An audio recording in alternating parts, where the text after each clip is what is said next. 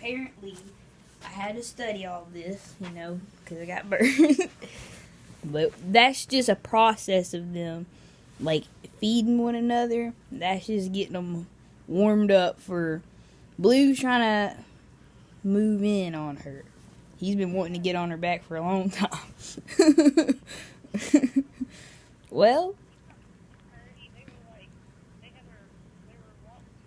yeah. Because, Mama, he's trying to creep on her back. And when he gets on her back, then he's mating. No! It doesn't matter. Look, it don't matter if he's in her face. It matters if he's on her back.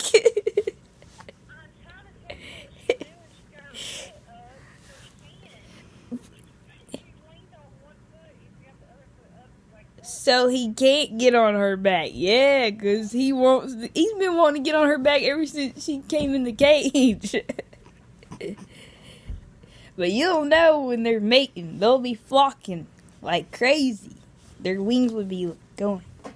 I said they'll be flocking, Mama.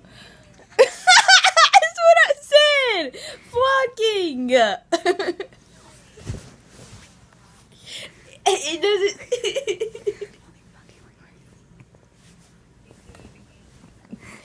They'll be flocking their wings.